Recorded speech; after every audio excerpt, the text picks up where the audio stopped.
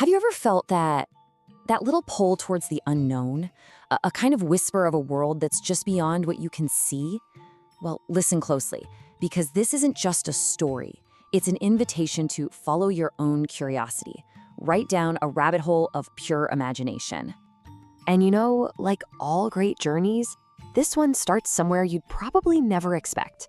A place where the ordinary is just about to become absolutely extraordinary.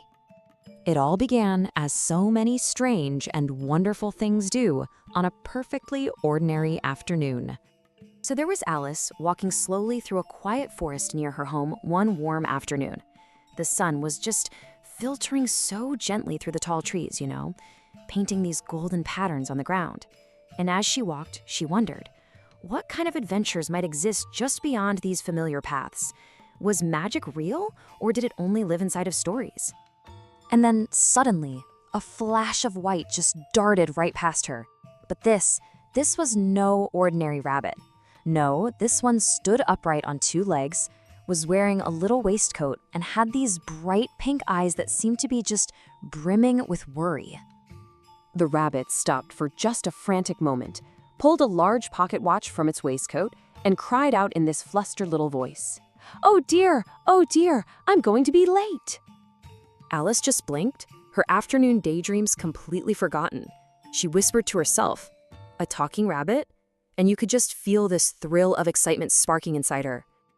Her heart started to beat a little faster.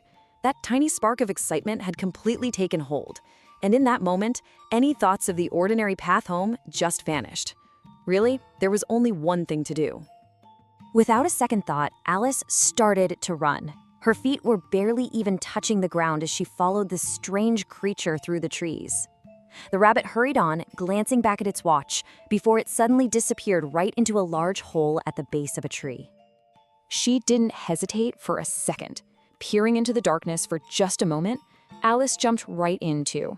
Down, down, down she fell. It felt like the fall was lasting forever. But she wasn't tumbling, she was floating. Drifting slowly past walls lined with bookshelves and maps and all sorts of curious objects. It was exactly as if she were falling through a dream itself. She wondered if she would ever reach the bottom. And then, at last, with a surprising gentleness, her feet touched the ground. Alice stood up, looked around, and realized she was most certainly not in the forest anymore. Before her was this long, low hallway, lit by lamps she couldn't even see. And all along the walls were doors. Doors of every shape and size you could possibly imagine. Some were tall and grand, others were tiny, and some were just impossibly crooked. Right in the center of the hall, there was a small, three-legged table, and on it was a collection of keys. Alice, now filled with this new sense of purpose, tried each one.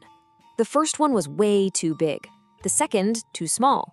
But then, a tiny, delicate little key slid perfectly into the lock of a very small door. She knelt down and peered right through. Beyond it lay the most beautiful garden she had ever imagined. Bright flowers danced in a gentle breeze, trees sparkled like they were dusted with stars, and cool fountains whispered softly. And Alice just sighed, "Oh, how I wish I could go in." But how could she possibly get through such a tiny door? In this strange new place, well, the rules of her world just didn't seem to apply anymore. After a series of curious events that made her grow and shrink and grow again, Alice finally found her way through that door and into the magical garden.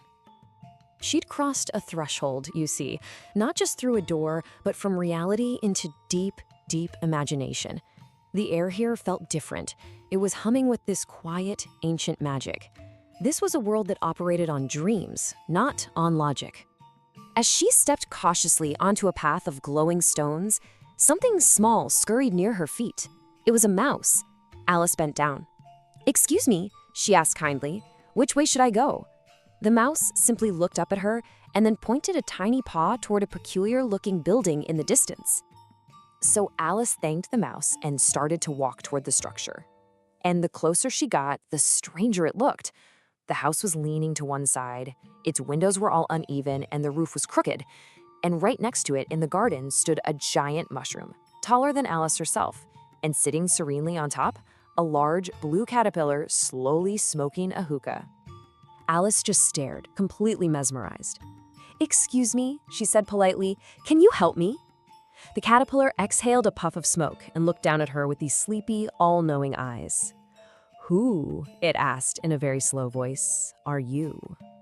Alice hesitated. Suddenly, she wasn't so sure. I want to go back home," she finally said. The caterpillar smiled, just slightly. "Take a bite of the mushroom," it advised calmly. "It will help you." So, with a mix of hope and, well, a little bit of nervousness, Alice reached out and carefully broke off a very small piece of the mushroom, and she took a tiny bite. Instantly, the world around her began to shift and spin. Colors just melted into one another like wet paint. Sounds echoed and warped. The very air twisted and turned, pulling her down into a swirling vortex of sensation. And then, suddenly, "Alice, wake up, dear!" A gentle voice cut right through the chaos. Alice opened her eyes. She was lying under a familiar tree, back in the forest. The sun was still shining, and her big sister was looking down at her, smiling gently. "You fell asleep," her sister said. "You were dreaming." Alice sat up, blinking the sleep from her eyes. "A dream?" she asked. And then she told her sister everything: the talking rabbit, the endless fall, that impossible garden, and the wise blue caterpillar. Her sister listened so patiently, and then she laughed softly. "What a strange and wonderful dream you had, Alice." As they walked home, Alice glanced back at the forest. Was that a flicker of white she saw between the trees? Maybe it was just a trick of the light. Or maybe the line between reality and imagination is just a little bit thinner than we think. This story, Alice's Dream, is really a reminder that the greatest adventures often begin with just a simple question, a moment of curiosity that leads us to worlds we never even knew existed. So what wonders, I wonder, are waiting just beyond the edge of your own familiar world?